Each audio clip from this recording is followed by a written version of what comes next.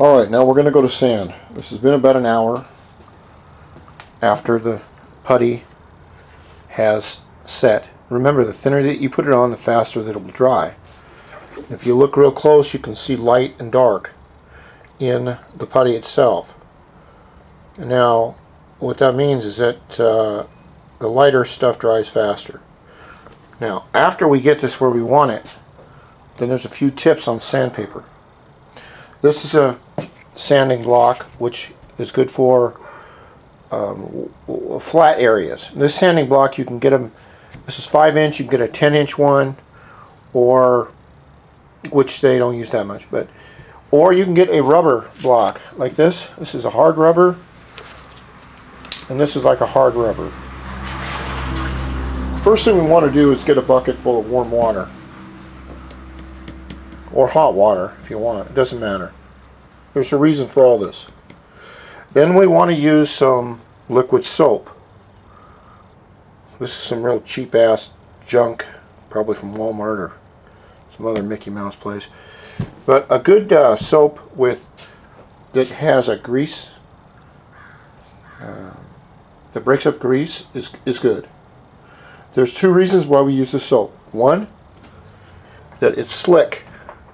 It allows the sandpaper to run over the area and give it a smoother, kind of like a little oil film sheen, but not oil. The second thing what it does is that as you're sanding, instead of sanding the grease into the panel, which you don't want to do for bad adhesion, is it actually cleans the panel a little bit. Then we get our sandpaper here, and sandpaper all comes the same way in a sheet. The size is very important. All right, if you turn a piece of sandpaper over, it's, I don't know, 11 by 9 inches, something like that. It's all designed. This paper is designed to fit on this universal block and this universal block, and I'll show you why. First of all, what we do is we take the sandpaper and you fold it in half, like this. Okay? And you're going to break it right along this line. Now, after you break it along this line, you fold it one more time. It's hard to do one-handed. Anyway, after you fold that one more time, oh, look at that! Look at that! It just almost fits, doesn't it? Well, after you take this part here and this part right here and tuck it underneath here, and with these little nails underneath there in the sides, oh, look at that. After you do that, it will fit perfectly against the bottom. Whatever grit you want to use. This is 60 grit. This is 1500 grit. Now, after you put your sandpaper on where you want it right here, you go ahead and use it. The reason we use a sandpaper block is very simple. Is because when you take a piece of sandpaper right here and you go to sand, okay? You're using the square inches or square centimeters squared of the tips of your fingers. That's all. See? See? You're not getting an even sand, even though you think you may be. Now, instead of using 3 square inches on the end of your fingertips, the underside of this block has about 15 square inches, or I don't know how many centimeters. Hell, I'm American. We don't use in that metric stuff. I mean, I know it's great, it's much better, and it's like, you know, it's like European soccer. I have no idea what that's about. Unless there's something on cricket last night, and I'm lost. I'm completely lost. Anyway, 15 square inches there compared to 3 inches there. Same thing with this block here. Now this block is designed with wet dry, and you want to get wet dry paper so you can get it in the water.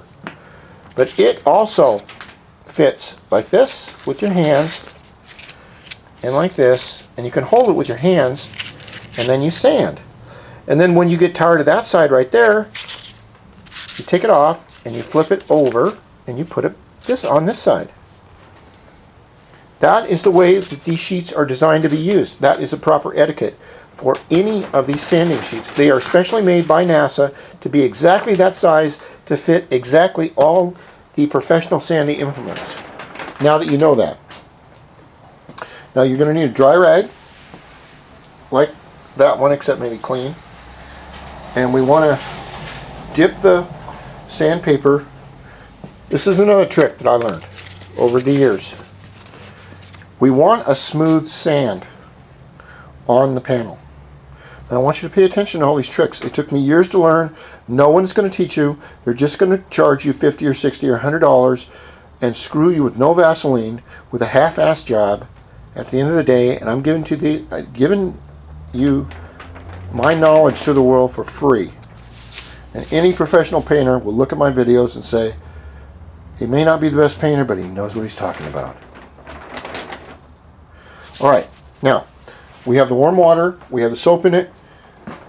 10 minutes before you go to use this, stick it in there. Okay? It's kind of hot. Now remember, this is wet sandpaper. It's designed like this. What we're doing is we're softening up the sandpaper and the grit. We're softening it so that we get a better, smoother finish. Remember that if you use a very coarse grit sandpaper and you put scratches in the surface, it is much harder to get out than using a sandpaper that's closer to where you want to have a finish. Now usually when I was in school, we got our final coat of primer before painting down to, we use 400 dry sandpaper. Okay, 400 grit. Nowadays, I believe in the shops they use either 600 or 800. Now that may give you a few, that may give you a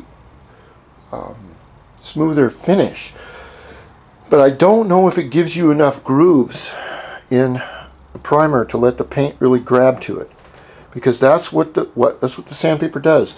It creates grooves in that smooth primer, so the paint can get in there and grab to it and it will come off. Because if you ever tried painting a piece of glass, the paint will fall off eventually real quick because it's got nothing to grip to. So that's why we use 400 grit, and I believe today they use 600 to 800. I think. But that's only your personal preference.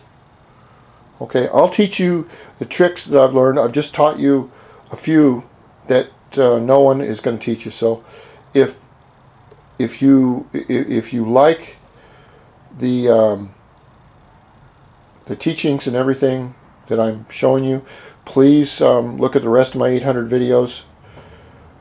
I have aspects on all forms of things. I make these videos because I just like to make them, and I'll tell you what, I'm doing really well at it. I really should be in movies because I sound like Jeff Bridges, but I don't look like him. But I still would do the Big Lebowski reloaded with him if he needs a younger brother, because Jeff reminds me of my cousin, and he's a great actor. And he's a guy, he should get an Oscar for all his work. He's a great guy, great family man, or so I've heard. Okay, we'll go on to the next one, and well, I'll start sand here, and we're going to sand just enough. Remember, when I start to sand, wet sand, I am taking off material from the black and the orange, and that's not what you want to do. You want to just take off just the top and use your fingers to feel. Your fingers will not lie to you. You can close your eyes and feel. If your fingertips feel anything, a scratch, a run, a hump, at the edge of the sticker right here, if your fingers feel it, you're going to see it in the paint.